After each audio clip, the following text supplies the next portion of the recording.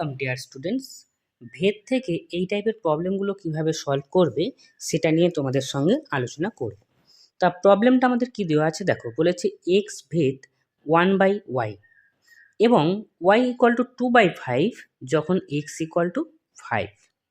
Okay, x equal to 1/6 হলে y এর মানটা কত সেটা আমাদের নির্ণয় করতে হবে।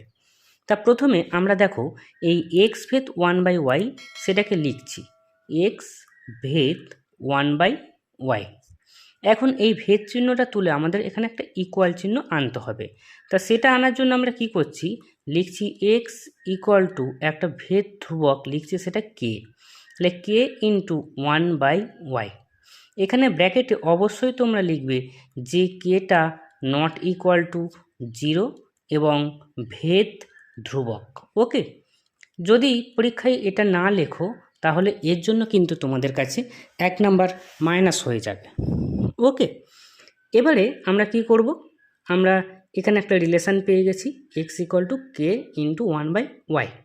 এবার এখানে আমাদের দেখো y ইকুয়াল টু 2/5 যখন এক্স ইকুয়াল টু 5, তাহলে এক্স ইকুয়াল টু 5 হলে কি হচ্ছে y ইকুয়াল টু 2/5, তাহলে এখানে মানটা আমরা বসালে আমরা কি করব, সেখান থেকে কে এর মানটা পেয়ে যাব। তাহলে এটাকে আমরা একটা নাম্বার দিয়ে দিই, এই সমীকরণটার নাম্বার ধরো হচ্ছে 1 নাম্বার।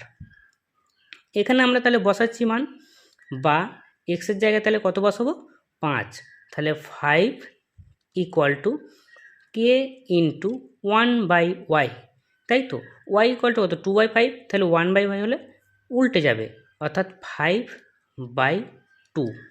ওকে, বা এখান থেকে কে ইকুয়াল টু কত, তাহলে কে ইকুয়াল টু কত হবে দেখো এদিকে 5, তাই তো, তাহলে 5 আর কে এর সঙ্গে কে আছে 5/2, তাহলে 5/2 দিয়ে 5কে ভাগ, অর্থাৎ ইন্টু 5 ইন্টু এই ভাগ হলে এটা উল্টে যাবে 2/5, 5 আর 5 কেটে গেল ইকুয়াল টু হচ্ছে 2।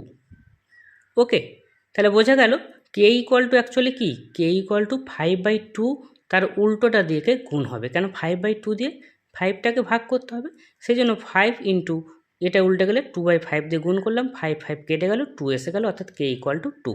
তাহলে এখন এই 1 নাম্বার সমীকরণটা কি এসে গেল আমাদের, না এক্স ইকুয়াল টু কে এর জায়গায় 2 ইন্টু 1/y।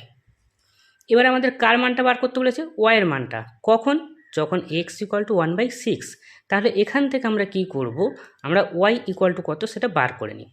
ওকে, তাহলে অ্যাকচুয়ালি দেখো এখানে আমরা কি পেয়ে যাচ্ছি, এখানে x ইকুয়াল টু হচ্ছে কি 2/y, তাই তো, বা এটাকে যদি আমরা উল্টে লিখলে হচ্ছে y/2 ইকুয়াল টু, এটাকে উল্টে লিখে কত, এটা হচ্ছে 1/x। এবার y ইকুয়াল টু দরকার, বা y ইকুয়াল টু করতে গেলে এই 2টা দিকে গুণ করে দিতে হবে, তাহলে y ইকুয়াল টু 2/x।